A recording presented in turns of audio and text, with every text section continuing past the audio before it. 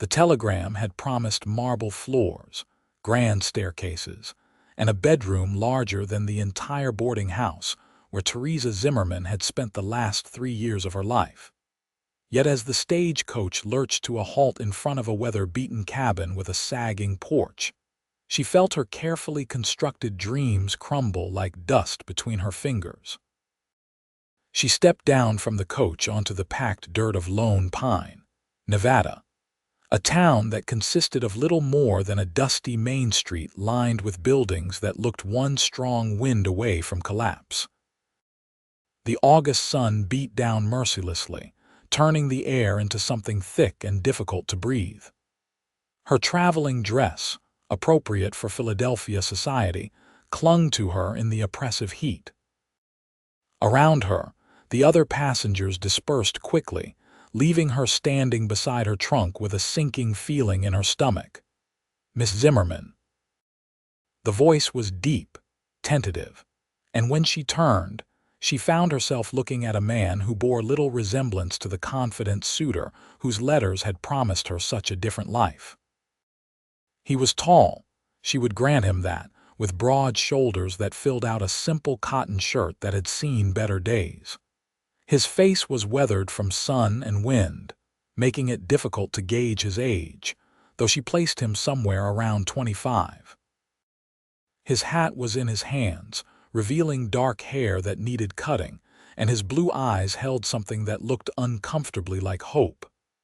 "I am she," Theresa said, hearing the frost in her own voice and not caring to warm it. "And you would be Isaac Aldridge, I presume?" "Yes, madam." He took a step forward, then seemed to think better of it. "I apologize for not meeting you at Virginia City like I said in my letter. The road was washed out last week, and this was the closest the stage could bring you. I hope the journey was not too difficult." Theresa looked past him, searching for a carriage, perhaps even a simple wagon. "Where is your conveyance?" Isaac's weathered face flushed slightly. "I have my horse, madam. I borrowed a mule for your trunk. I thought we could walk to the house. It is not far, just about a mile down the road." "Walk." The word came out sharper than she intended. "In this heat? I apologize, Miss Zimmerman. I should have arranged something more suitable." He looked genuinely distressed, which only made Theresa feel worse about her reaction. She had spent the entire 3-week journey imagining this moment, building it up in her mind until it rivaled the romantic stories she had read as a girl. Instead, she was hot, tired, and increasingly certain that she had made a terrible mistake. "Let us simply get this over with," she said, reaching for the handle of her smaller traveling case. Isaac moved quickly, his hands closing over the case before she could lift it. "Please allow me." His hands were rough, calloused from work, nothing like the soft hands of the merchants and clerks she had known back east. He secured her trunk to the mule with practiced efficiency, then gestured down the dusty road. "This way, if you please." They walked in silence at first, Isaac leading the horse and mule while Theresa tried to keep her skirts out of the dirt and failed. The sun seemed to press down on them with physical force, and she could feel sweat beginning to trickle down her back, dampening her chemise. Back in Philadelphia, she would never have been caught in such a state, but here, there seemed little point in pretending at propriety. "I know this is not what you expected," Isaac said finally, his voice quiet. "My letters may have given you the wrong impression." "Your letters," Theresa said, unable to keep the bitterness from her voice, "spoke of a large ranch, a substantial home, and a comfortable life. I see none of those things thus far." Isaac was quiet for a moment, and when he spoke again, his voice carried a note of something that might have been shame. "I do have a ranch, Miss Zimmerman. It is modest, true, but it is mine. 160 acres, purchased fair and square under the Homestead Act. The house is small, but it is solid and keeps out the weather. As for comfort, well, I suppose that depends on what a person values." Theresa wanted to snap back, to tell him that she valued not being deceived, but something in his tone stopped her. She glanced at him from the corner of her eye and saw that his jaw was set, his expression carefully neutral. He was not the smooth, talking confidence man she had begun to imagine. He looked, instead, like a man who had perhaps allowed his hopes to color his words, who had painted his life in brighter hues because he so desperately wanted to share it with someone. "Why did you send for a wife at all?" she asked instead. "Surely there are women in Nevada territory who would suit your needs." "Not so many as you might think," Isaac replied. "The territory is still rough, and the few women who are here tend to be spoken for quickly. I spent 2 years working my land alone, and I found that success without someone to share it with felt hollow. A man from Denver came through last spring, representing a matrimonial agency. He said there were good women back east looking for husbands, women who wanted a fresh start. I thought perhaps I could offer that at least." They crested a small rise, and Isaac gestured ahead. "There, that is my home." Theresa looked where he pointed and felt her remaining hopes die completely. The cabin sat in a small valley, nestled against a hillside dotted with pine trees that gave the town its name.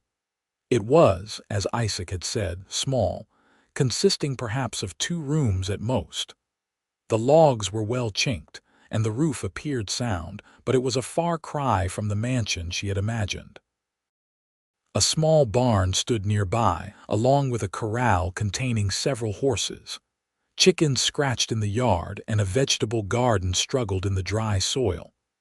"It is not much," Isaac said, and there was something raw in his voice now, "but I built it with my own hands.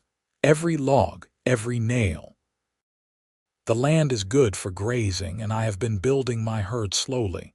In a few years, with hard work and some luck, it could be a fine ranch." "A few years," Theresa repeated numbly. "I apologize that it is not what you wanted," Isaac said, and now he turned to look at her directly. "I know I misled you, though it was not entirely intentional. When I wrote those letters, I was thinking of what this place could be, not what it is now. That was wrong of me, and I am sorry for it. If you wish to return to the East, I will pay for your passage. You need not feel obligated to stay." The offer should have brought relief, but instead, Theresa felt a curious twist in her chest. She looked at the cabin again, trying to see it through different eyes. It was humble, yes, but there was something solid about it, something honest. And Isaac, despite his deception, was offering her a choice, not demanding that she honor an agreement made through letters. "I have nowhere to return to," she admitted quietly. "My parents are both gone. I was living on the charity of distant cousins who made it clear I had worn out my welcome. When I saw your advertisement, I thought perhaps I could have a new life, a better one." She laughed, but there was no humor in it. "I suppose I engaged in my own deception, imagining myself as a lady of leisure in the West." Isaac studied her for a moment, and she was surprised to see something like understanding in his eyes. "Perhaps we both got carried away by what we wanted to see. That does not mean we cannot find something real here if we are both willing to try." "You do not even know me," Theresa protested. "I could be entirely unsuitable." "You traveled alone across a continent to start a new life with a stranger," Isaac said.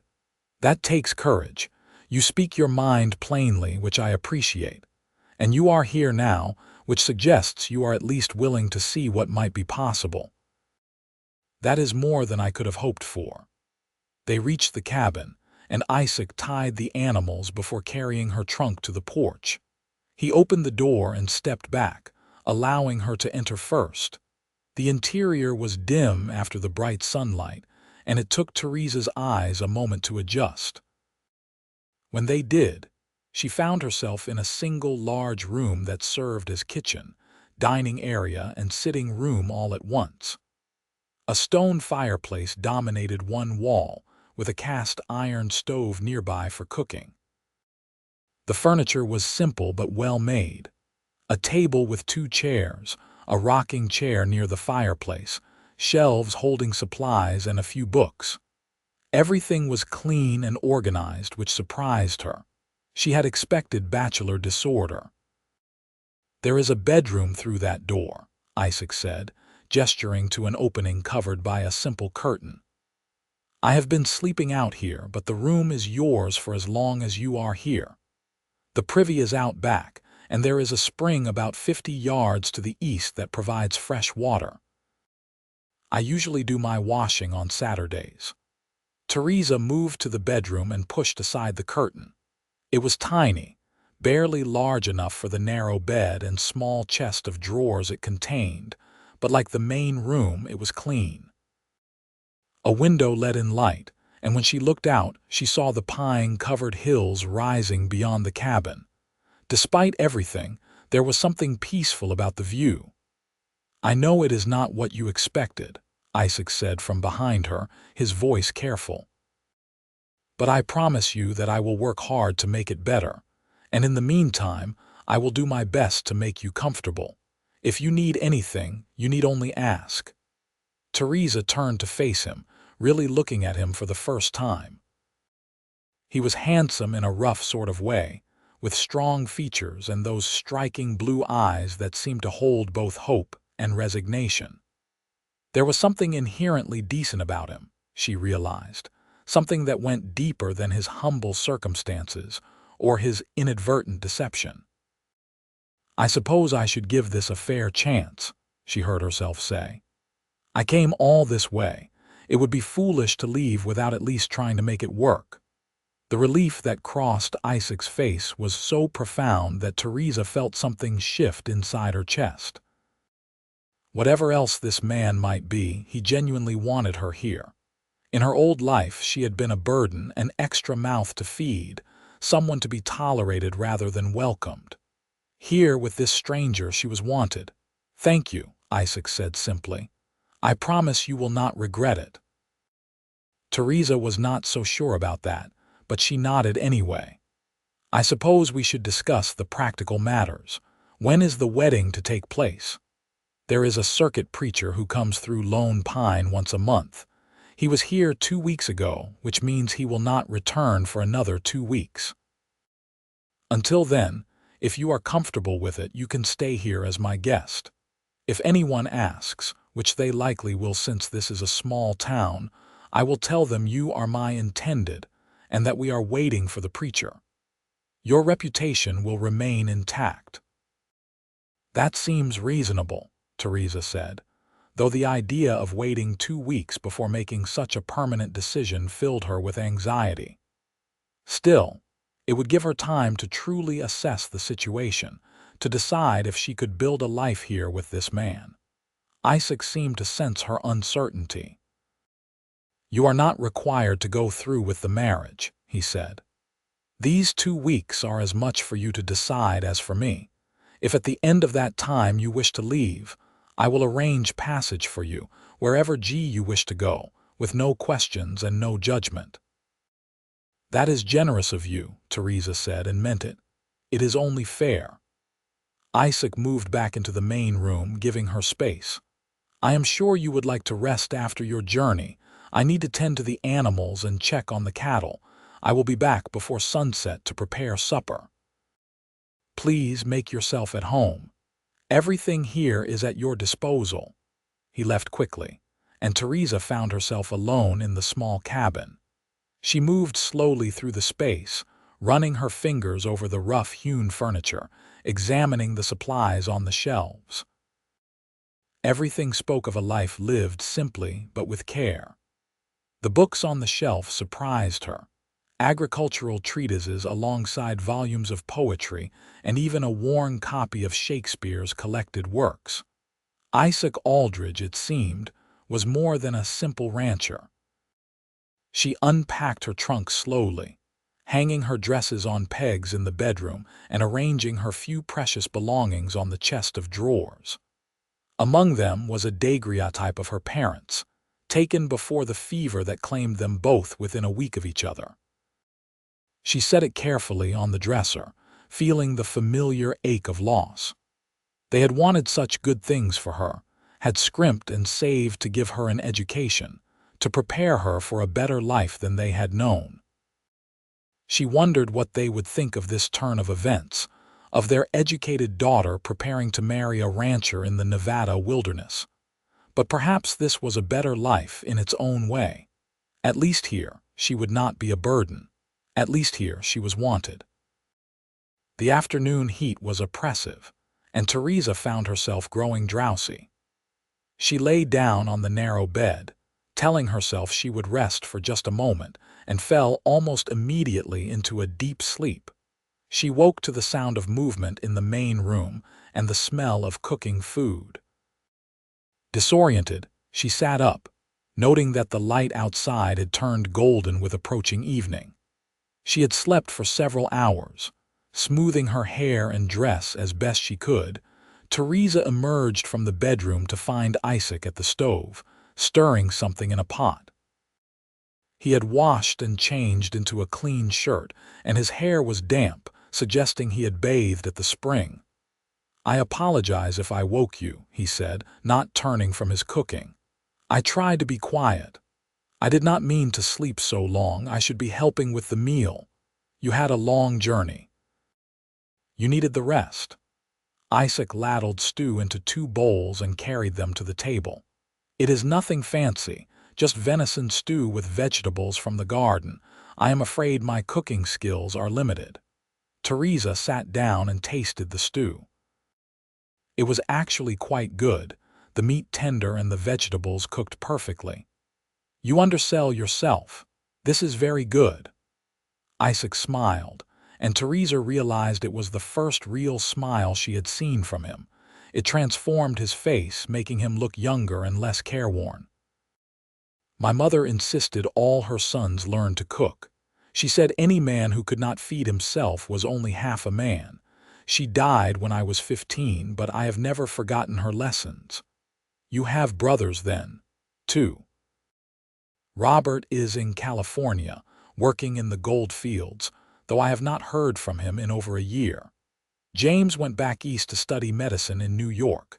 He writes occasionally, though his letters are full of medical terms I do not entirely understand." Isaac took a bite of his stew. "What of your family? You said your parents were gone. Do you have siblings?" "I was an only child. My mother nearly died having me, and the doctor told her she could not risk another pregnancy." Theresa found herself speaking more freely than she had expected. "They poured all their hopes into me, gave me every opportunity they could afford. I attended a female seminary, learned French and music, and all the accomplishments meant to help me make a good match. But when they died, I discovered that everything they had owned went to paying their debts. I had nothing but my education and a trunk of dresses." "Education is worth more than gold," Isaac said. "Out here especially. We have no school in Lone Pine, and the children are growing up without learning their letters. A woman with your education could make a real difference." "I had not thought of that," Theresa admitted. The idea intrigued her. She had always enjoyed learning and had even briefly harbored dreams of becoming a teacher before financial realities forced her to consider marriage as her only viable option. They ate in companionable silence for a while, and Theresa found herself relaxing slightly. Isaac was easy to be around, she realized. He did not fill the silence with meaningless chatter, but neither was the quiet uncomfortable. "May I ask you something?" Theresa said finally. "Of course." "Why ranching?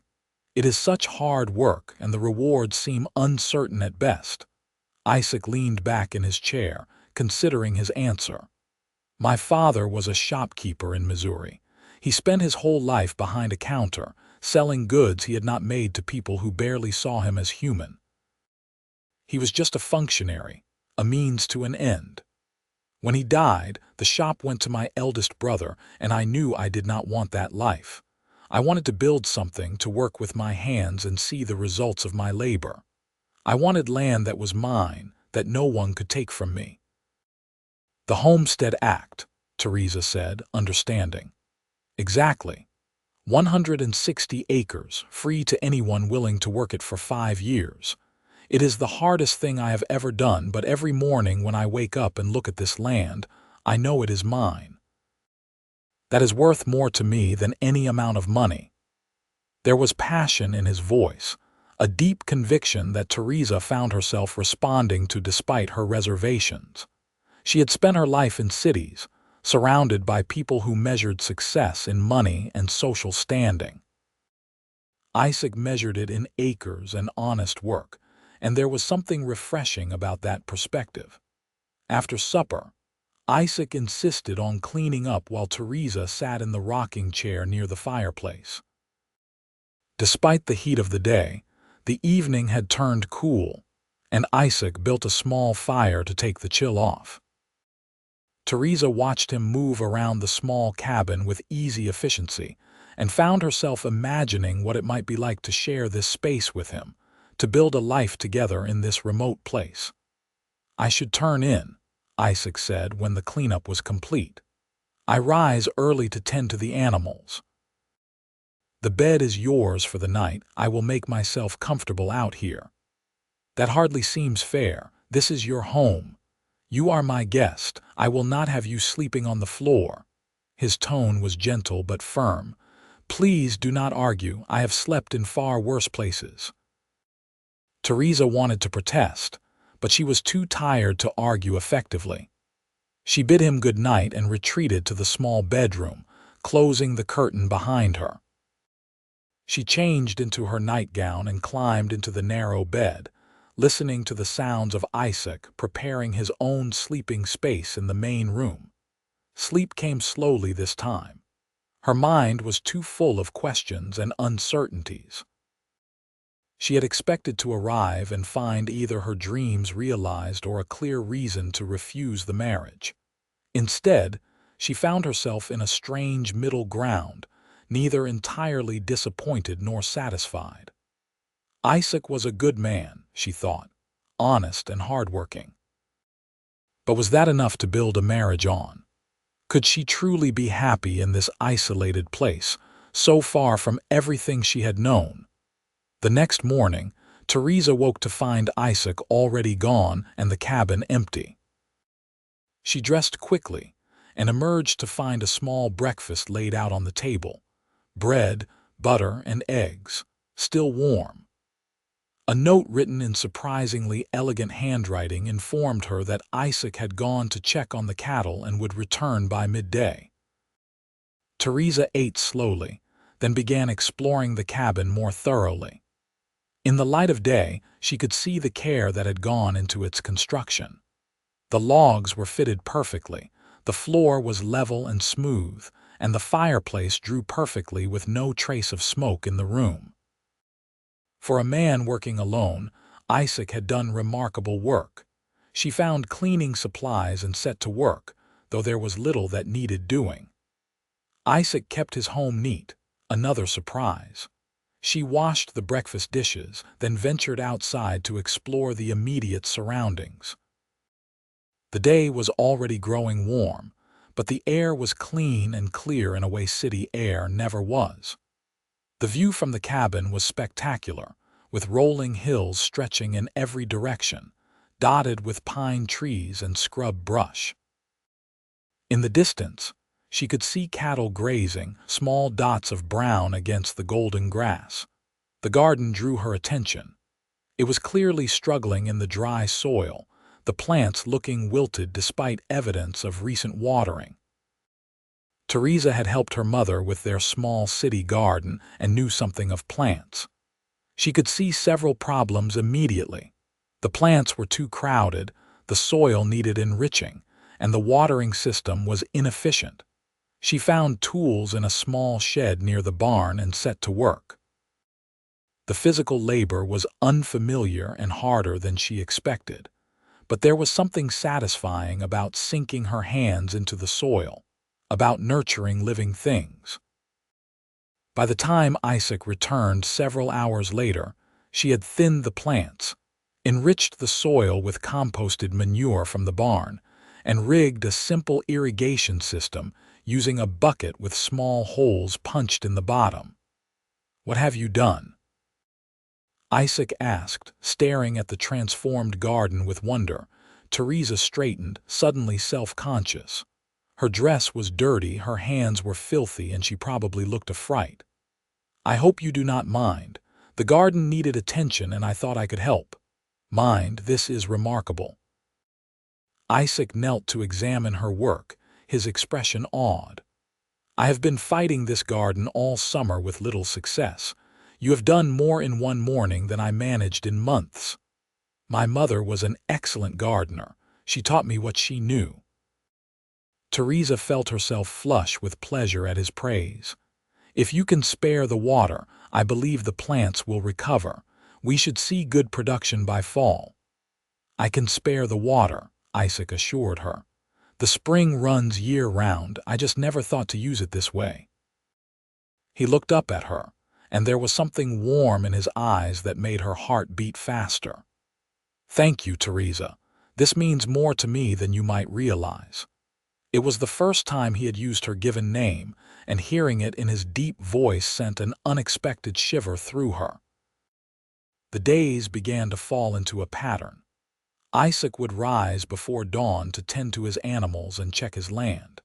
Theresa would wake to find breakfast prepared and work that needed doing. She threw herself into making the cabin a true home, not just a shelter. She sewed curtains from fabric she found in Isaac's supplies, organized the kitchen more efficiently, and continued her work in the garden. In the evenings, they would eat together and talk. Isaac proved to be surprisingly well-read and intelligent, and their conversations ranged widely, from politics to literature to philosophy. He asked her opinion on things and actually listened to her answers, treating her as an intellectual equal in a way that the men back east never had. She found herself looking forward to these evening conversations more and more, to the quiet intimacy of sharing thoughts and ideas by firelight. On her 4th day at the ranch, Isaac asked if she would like to ride out with him to see the extent of his land.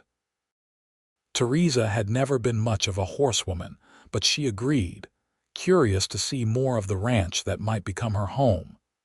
Isaac saddled a gentle mare named Daisy and helped Theresa mount, his hands careful and respectful as he assisted her. Then he mounted his own horse, a tall gelding named Scout, and they set off across the rangeland. The land was both beautiful and harsh, Theresa discovered. The grass stretched endlessly in all directions, golden under the fierce sun. Pine trees clustered in the cooler valleys, and rocky outcroppings broke through the soil like bones. Isaac's cattle, perhaps 50 head in all, were scattered across the landscape, grazing peacefully. "I started with 10 head 3 years ago," Isaac explained as they rode. "I have been building the herd slowly, breeding each spring and buying a few more when I can afford it. In another 2 years, if all goes well, I should have over 100 head. That would be enough to make a decent living, enough to build a proper house." "Why did you not build a larger house to begin with?" Theresa asked. "The law requires a dwelling, but it does not specify the size. I needed to put my resources into livestock, not into a house I would live in alone." He glanced at her, and there was something vulnerable in his expression. "I thought perhaps when I had a wife, we could plan the house together, build something that suited us both." The implication was clear, and Theresa felt her chest tighten. He was already thinking of them as a unit, a partnership. The assumption should have annoyed her, but instead it touched something deep inside, a longing for belonging that she had not fully acknowledged even to herself. They rode for several hours, and Isaac showed her the boundaries of his land, the best grazing areas, and the spots where water could be found even in the driest months. He spoke of his plans with an enthusiasm that was infectious. painting a picture of what the ranch could become with time and work. When they returned to the cabin in late afternoon, both tired and sunburned, Theresa found herself seeing the small structure with new eyes. It was not a mansion, would never be one, but it was the foundation of something real and lasting. Isaac was building a legacy here, something he could pass on to future generations. There was honor in that, something solid and worthwhile. That evening, as they sat at the table after supper, Isaac cleared his throat nervously. "The town is having a dance on Saturday evening," he said. "It is a monthly affair, a chance for folks to socialize and catch up on news. I thought perhaps you might like to attend, to meet some of the other women in the area.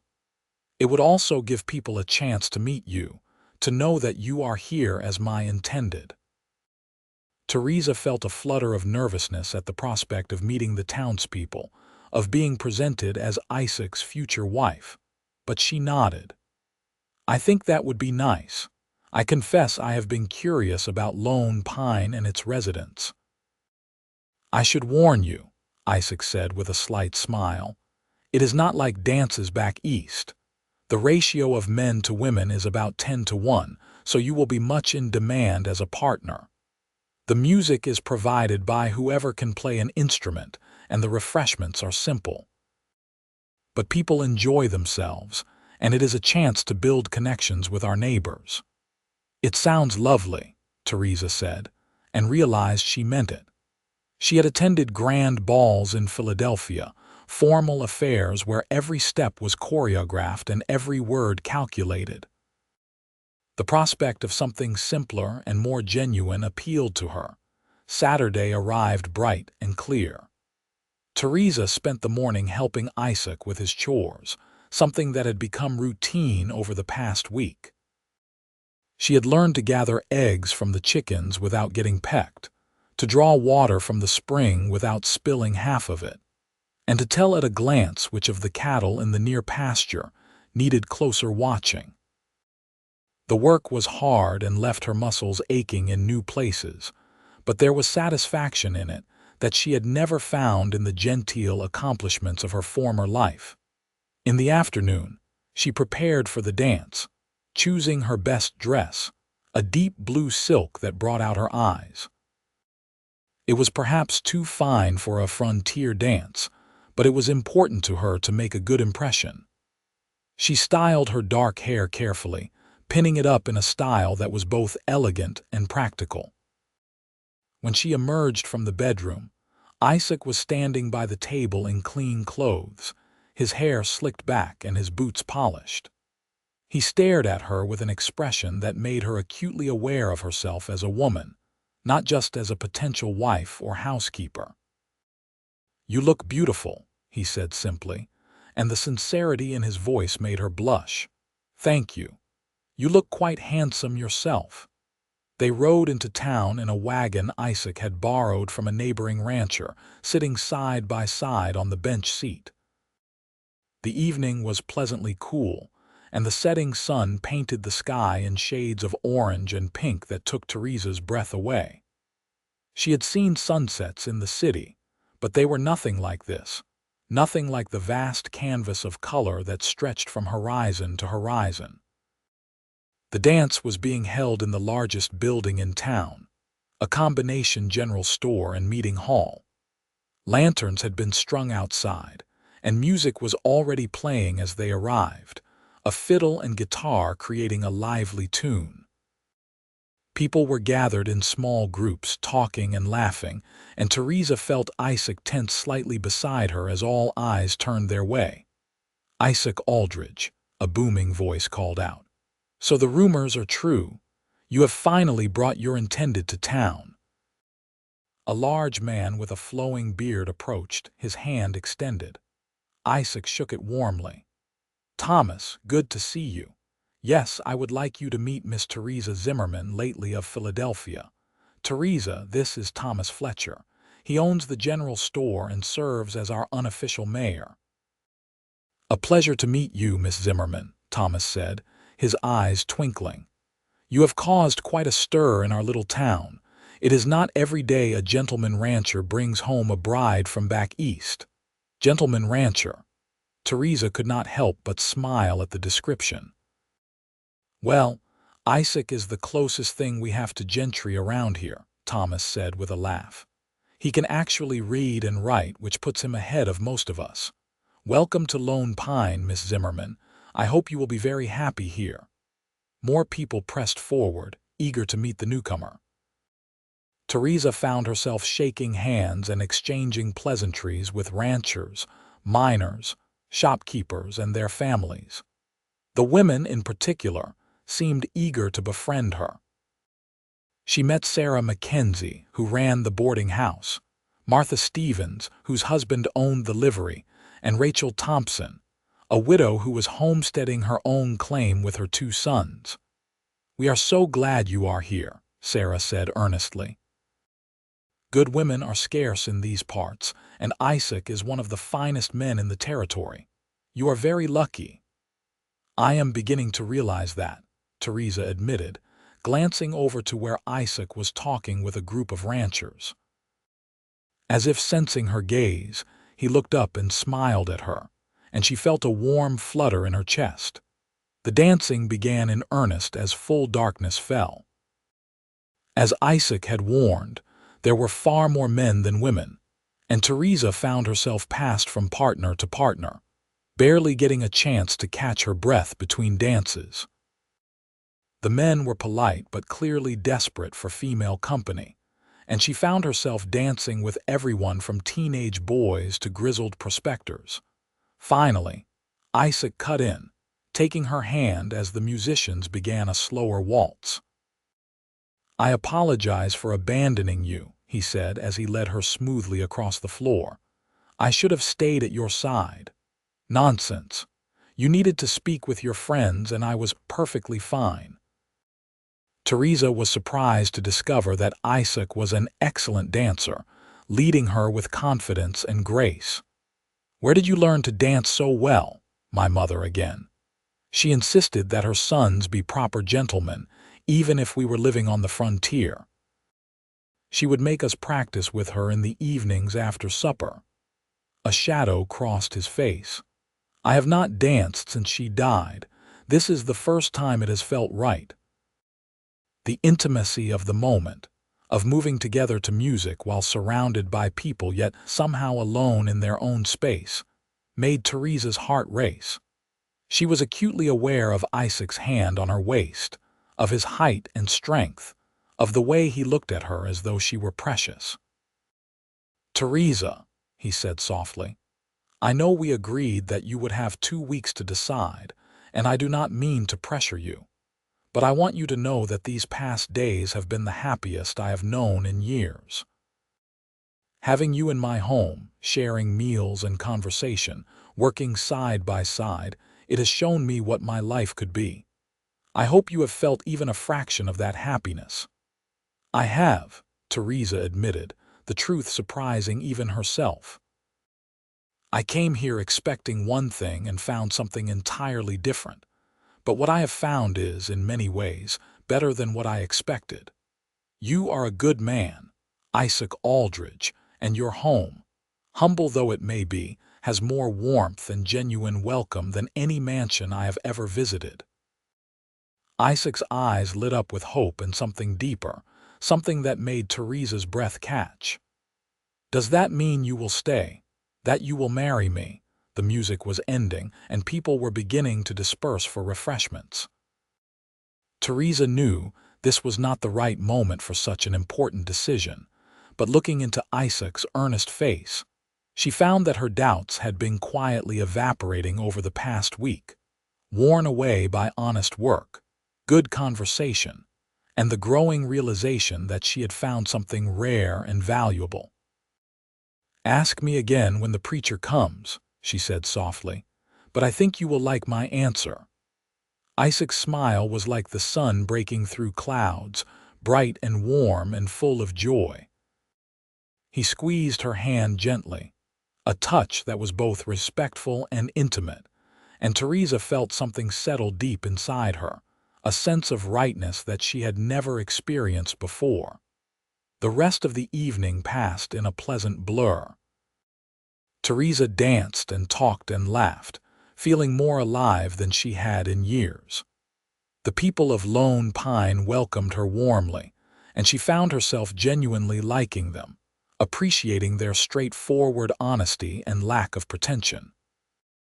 These were people who worked hard, who faced genuine hardships, and who found joy in simple pleasures. There was something refreshing about their directness after the subtle cruelties and careful social maneuvering of Philadelphia society. As they rode home under a sky full of stars, Isaac took her hand. "Thank you for coming tonight. I know it meant a lot to people to meet you, but it meant even more to me to have you by my side to introduce you as my intended." "I enjoyed myself immensely," Theresa said truthfully. Everyone was so welcoming. "Sarah has already invited me to join the ladies' quilting circle, and Rachel wants to discuss starting a school for the children." "A school would be a wonderful addition to the community," Isaac said enthusiastically. "There are perhaps 20 children in the area who are growing up without proper education. If you were willing to teach, I know the families would contribute what they could to support the effort." "I would like that," Theresa said, realizing as she spoke that it was true. The idea of teaching, of making a real difference in these children's lives, appealed to her in a way that social calls and embroidery circles never had. The following week passed quickly. Theresa threw herself into life at the ranch with increasing enthusiasm. She continued her work in the garden, which was now showing remarkable improvement, and began planning for a larger plot next spring. She reorganized the cabin, making it more efficient and comfortable. She even convinced Isaac to let her help with some of the lighter ranch work, learning to milk the cow and to recognize the signs of illness or injury in the cattle.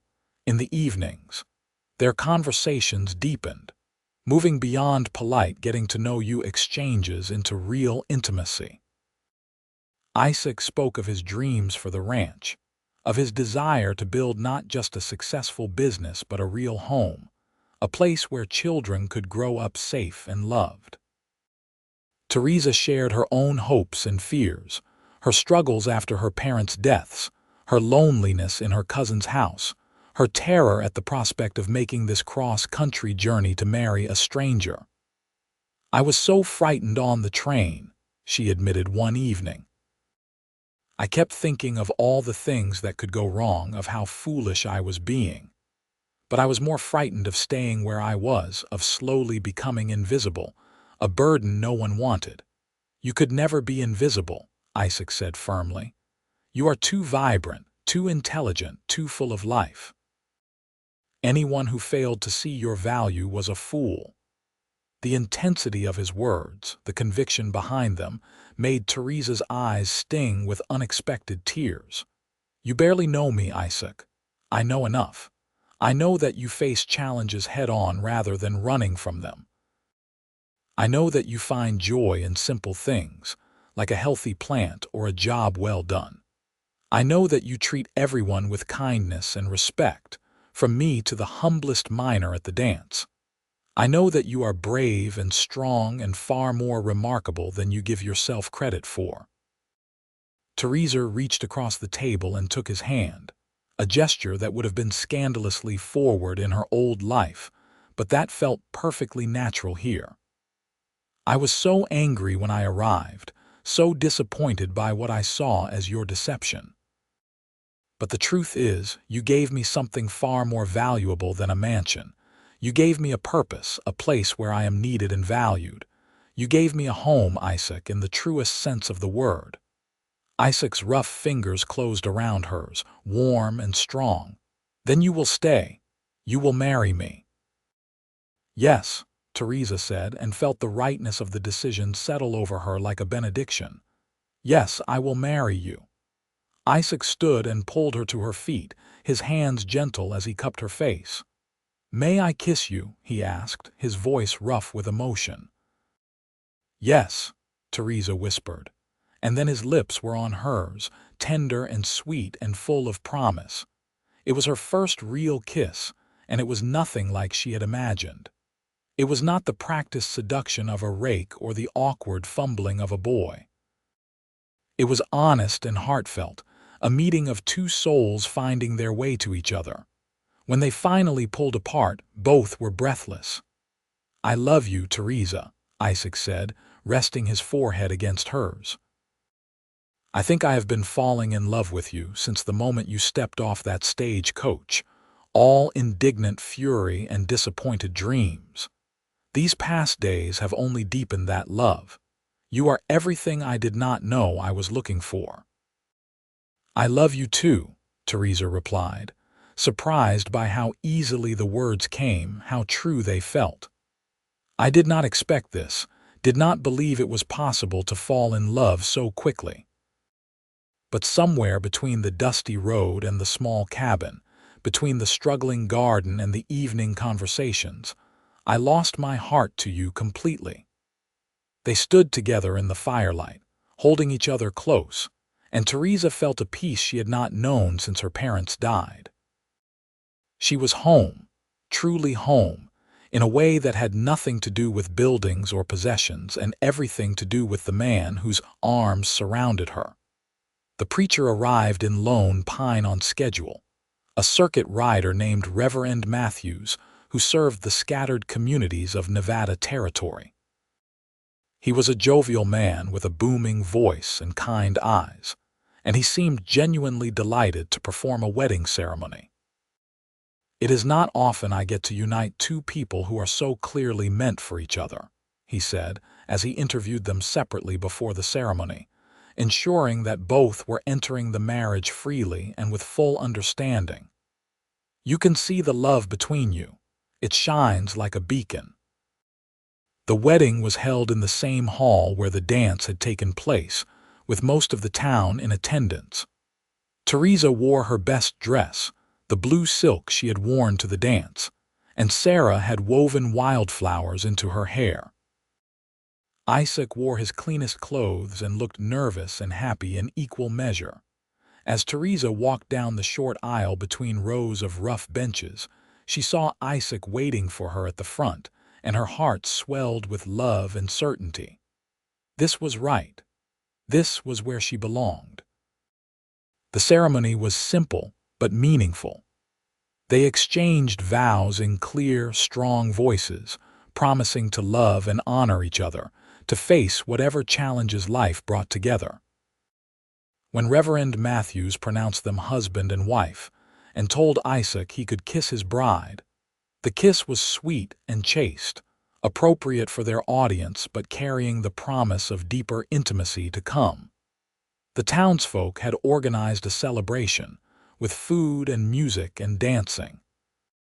Someone had even baked a cake, a rare luxury on the frontier. People pressed forward to congratulate them, to wish them well, and Theresa found herself moved by the genuine warmth and acceptance she received. "You are one of us now," Rachel told her, embracing her warmly. "Lone Pine looks after its own. If you ever need anything, anything at all, you need only ask." As the sun set and the celebration continued, Isaac pulled Theresa aside. "Are you ready to go home, Mrs. Aldridge, Mrs. Aldridge?"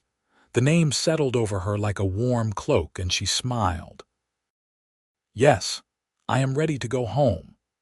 They said their goodbyes and rode back to the ranch under a sky full of stars. Theresa leaned against Isaac's shoulder, feeling the steady rhythm of his breathing, the warmth of his body against hers.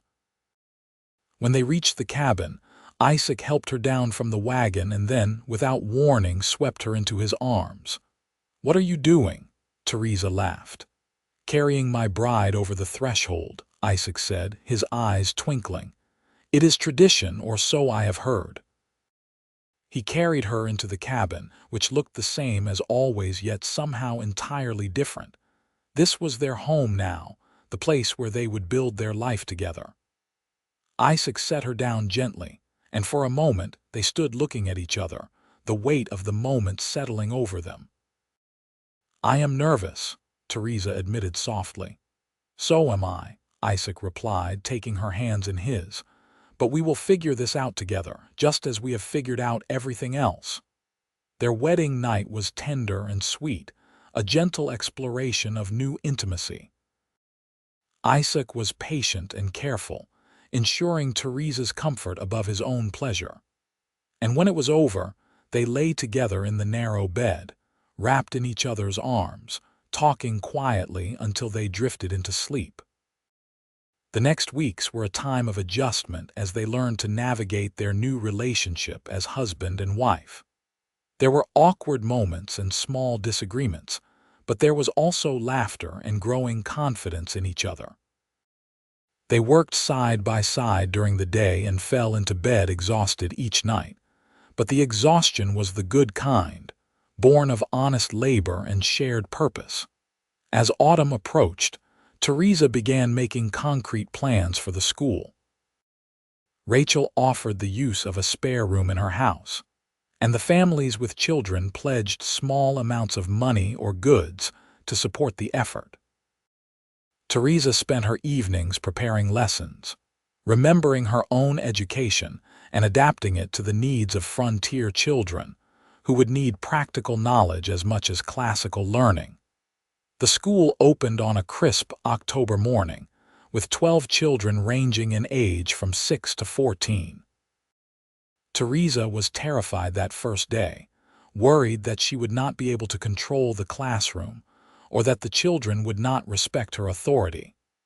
But the children were eager to learn, hungry for knowledge in a way her privileged classmates back east had never been. They soaked up everything she taught them, from basic reading and arithmetic to geography and history. Isaac was her strongest supporter, helping her prepare materials and build simple desks for the students. He would listen to her plans each evening and offer suggestions, drawing on his own education to help her develop curriculum. The school quickly became a central part of the community, with parents remarking on how quickly their children were learning. Winter came early to Nevada, with snow beginning to fall in late November. Isaac worked hard to prepare, stockpiling firewood and hay, moving the cattle to lower pastures where they could find better shelter. Theresa threw herself into preserving food from the garden, which had produced abundantly thanks to her care. She canned vegetables, dried beans, and even made jam from wild berries Isaac helped her gather. Their first winter together was hard, with temperatures dropping below zero and snow piling up around the cabin. But the cabin was snug and well built, and they had plenty of supplies. Theresa continued teaching 3 days a week, with Isaac driving her to Rachel's house in the wagon and picking her up in the afternoon. On the days she did not teach, she worked on sewing projects, making clothes and linens for their home. The enforced closeness of winter deepened their bond. They spent long evenings by the fire, reading aloud to each other, playing chess on a board Isaac carved from wood, and talking about their dreams for the future. They made love frequently, learning each other's bodies and preferences, finding joy in physical intimacy. On a particularly cold night in January, as they lay tangled together under piles of quilts, Theresa spoke the words she had been holding inside for weeks. "I think I might be pregnant." Isaac went very still, then propped himself up on one elbow to look at her face. "Truly. I have missed my courses twice now, and I have been feeling ill in the mornings. I cannot be certain without seeing a doctor, but I think it likely." Isaac's face transformed with joy so profound that Theresa felt tears spring to her eyes. "A baby," he whispered. "We are going to have a baby." He kissed her then, deeply and thoroughly, and Theresa felt her own joy rising to match his. A baby, a child born of their love to grow up in this place they were building together. It seemed almost too good to be true. "We should build the new house this spring," Isaac said, already planning. "We will need more room, a proper nursery, and I should increase the herd as quickly as possible to ensure we can provide properly." "We have time," Theresa said, laughing at his enthusiasm. "The baby will not arrive until late summer. We can make our plans carefully." But Isaac was not to be deterred. He spent the rest of the winter drawing plans for the new house, consulting with Theresa on every detail. It would be larger than the cabin, with 3 bedrooms, a proper parlor, and a spacious kitchen. Nothing grand, but solid and comfortable, a real family home. As spring arrived and the snow began to melt, Isaac began work on the new house in earnest. He hired help from town, and the framework began to rise on a spot 50 yards from the original cabin. Theresa, now visibly pregnant and glowing with health, supervised the work and continued her teaching, though she had to limit her schedule as her condition advanced. The baby was born on a sweltering August afternoon, delivered by Sarah Mackenzie, who had experience as a midwife. The labor was long and difficult, and there were moments when Isaac, pacing anxiously outside, feared he might lose them both. But Theresa was strong, and when the first cries of the newborn filled the cabin, Isaac burst through the door to find his wife exhausted but smiling, holding a red-faced infant. "A son," Sarah announced proudly. "A healthy, strong boy." Isaac approached slowly, almost reverently, and looked down at the tiny person in Theresa's arms. The baby had a shock of dark hair and blue eyes that would likely change color, and tiny fists that waved in the air. Isaac felt his heart expand in a way he had not thought possible, love for this small person flooding through him. "Hello, little one," he whispered. "Welcome to the world. What should we name him?" Theresa asked, her voice tired but happy. They had discussed names throughout the pregnancy but had not settled on anything definite. Now, looking at his son, Isaac knew exactly what he wanted. "William," he said. "After your father, William Jacob Aldridge." Theresa's eyes filled with tears. Her father's name had been William, and she had loved him dearly. That Isaac would honor him this way touched her deeply. "William Jacob," she repeated. "It is perfect." The first months of William's life were exhausting and wonderful in equal measure. Theresa had to temporarily suspend her teaching to care for the infant, but the community rallied around them, with women bringing food and offering help. Isaac finished the new house working at a furious pace, determined to have it ready before winter. They moved into the new house on a crisp October day, when William was 2 months old. The house still smelled of fresh lumber, and many details remained unfinished, but it was solid and spacious and everything they had dreamed of. Theresa walked through the rooms with William in her arms, marveling at how far they had come from the dusty day when she had arrived expecting a mansion and found only a small cabin. "This is our truest home," she said to Isaac as they stood together in the parlor, watching the sunset through the large windows. "Not because it is large or fine, though it is both, but because it was built with love and filled with love. This is where we will raise our children and grow old together. This is where we belong." Isaac wrapped his arms around both wife and child, his heart full to overflowing. "I am the luckiest man alive," he said. "I sent for a wife expecting only companionship, perhaps some help with the work. Instead, I found the other half of my soul, a woman who saw past the humble circumstances to the heart beneath. You could have left, Theresa. You could have demanded I send you back east. But you stayed, and you built this life with me, and I will be grateful for that every day I live." Life settled into a new rhythm.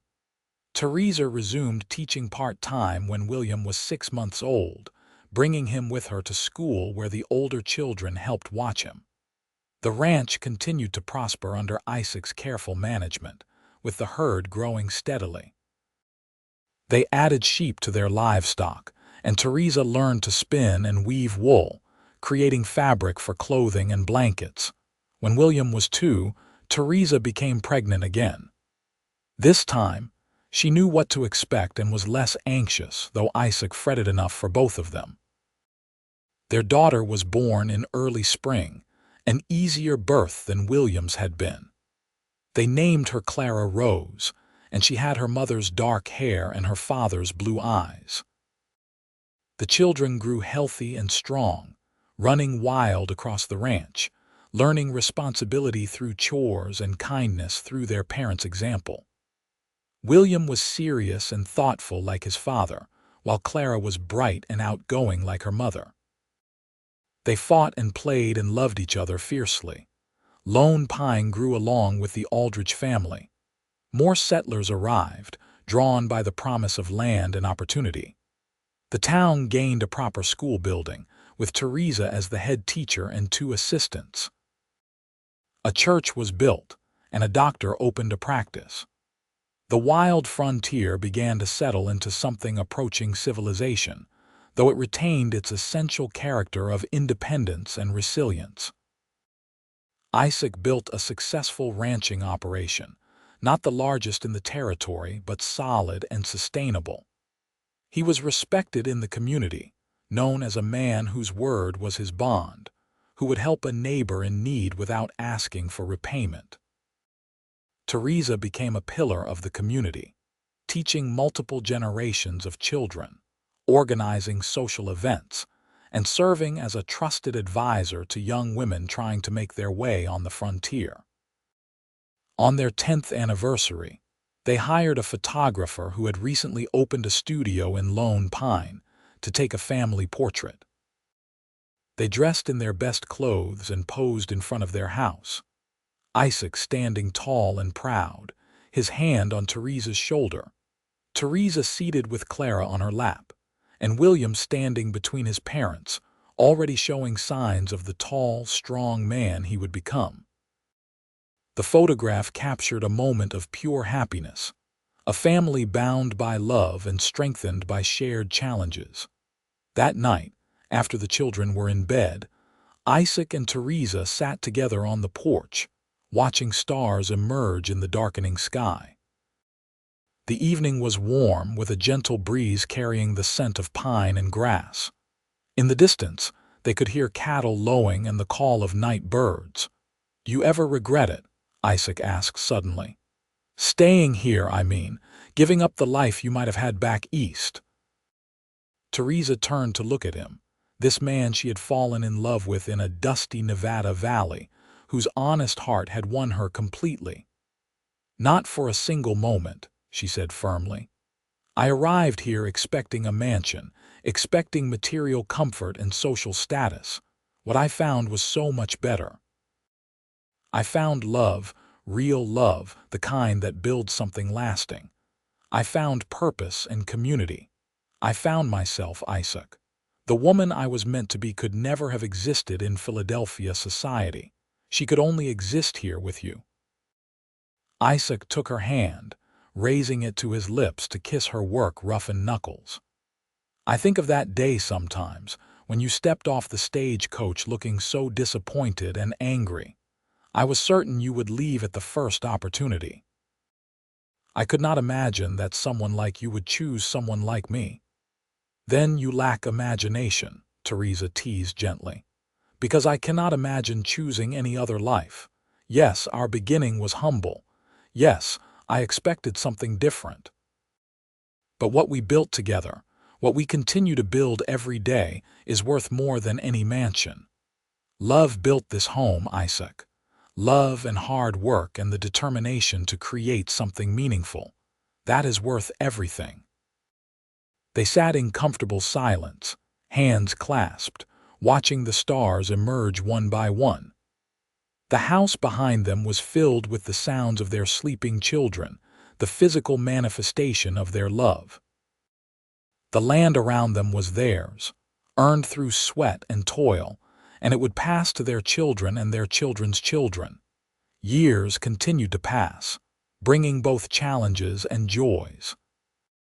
There were droughts that tested their resourcefulness, illnesses that frightened them, and the usual struggles of raising children and managing a ranch. But through it all, Isaac and Theresa faced everything together, their bond growing stronger with each passing year. William grew into a fine young man, serious and hardworking like his father, with a gift for animal husbandry that promised to take the ranch to new heights. At 18, he began courting the daughter of a neighboring rancher, a sensible girl named Emma who shared his quiet strength.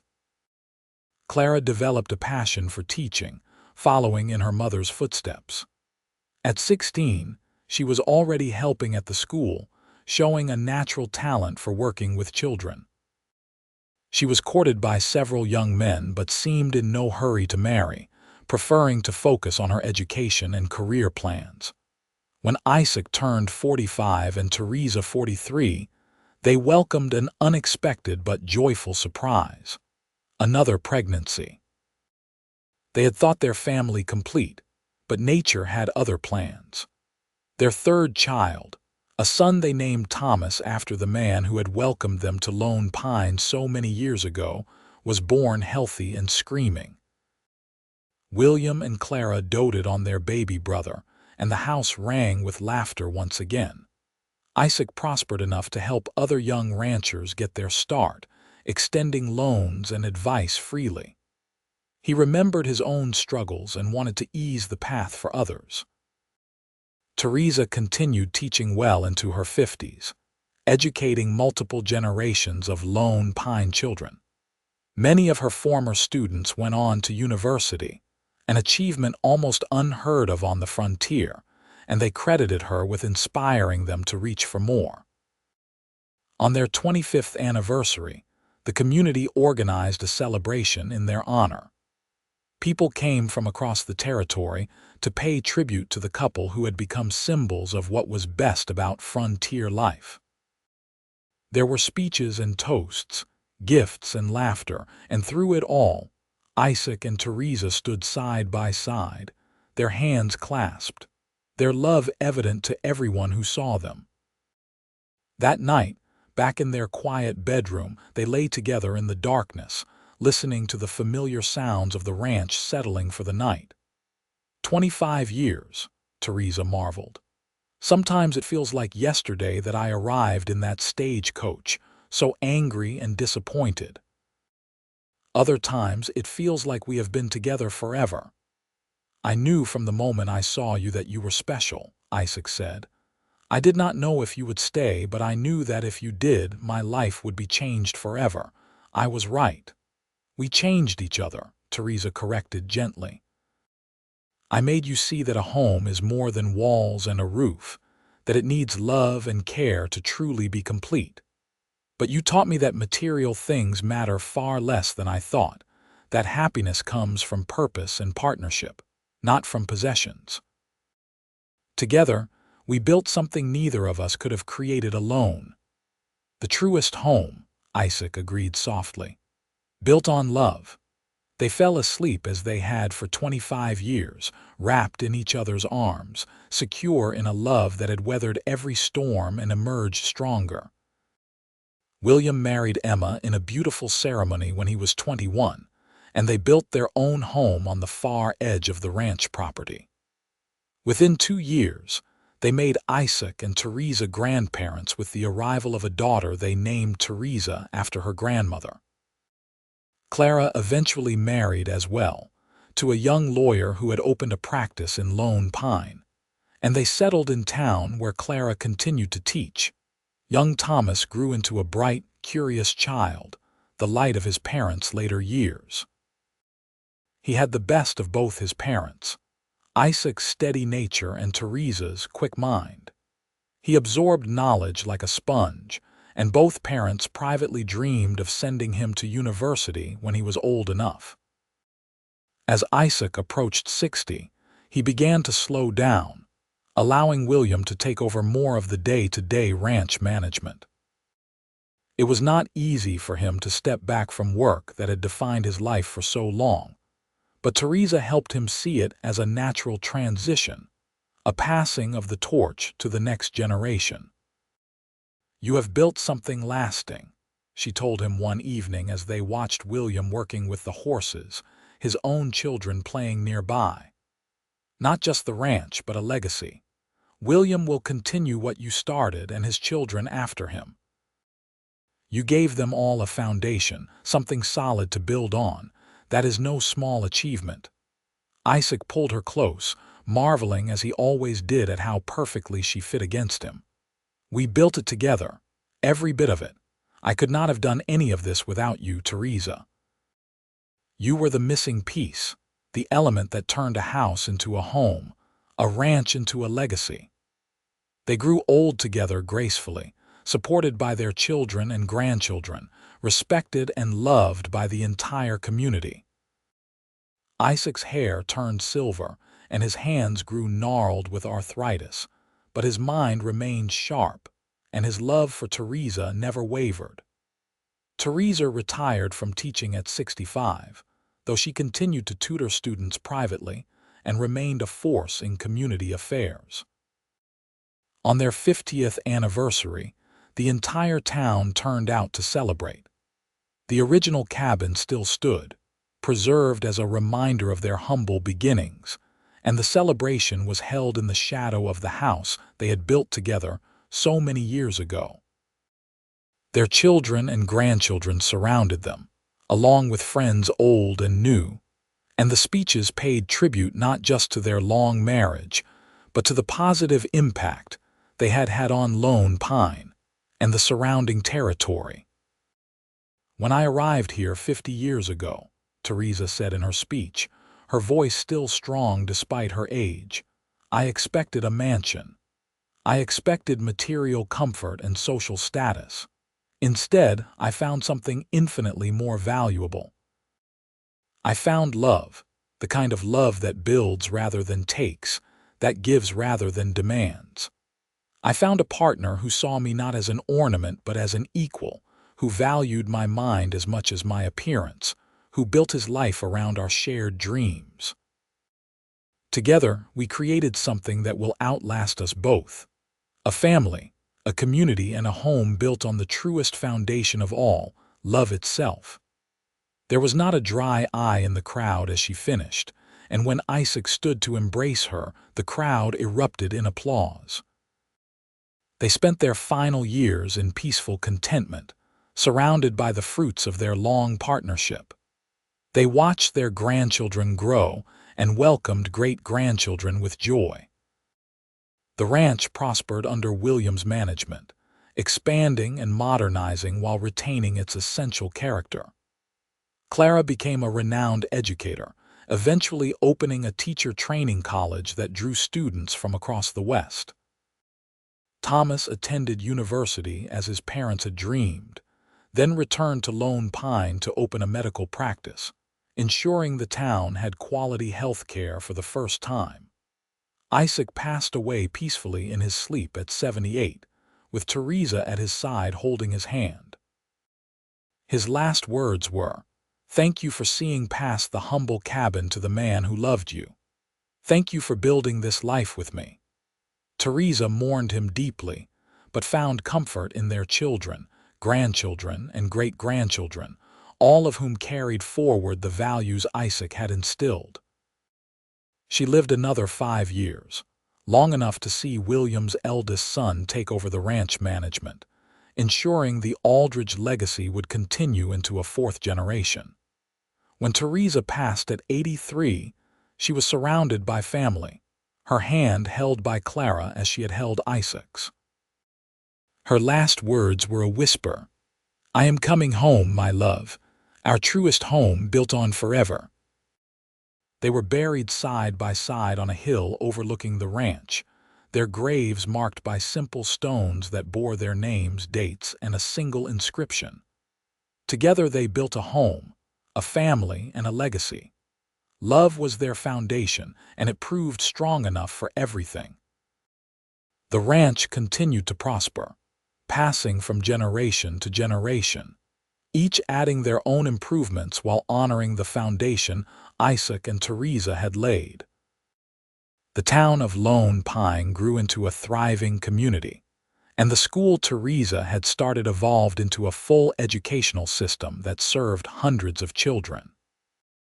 The original cabin was preserved as a historic site, and generations of school children learned the story of the Eastern woman who came expecting a mansion and found something far more valuable.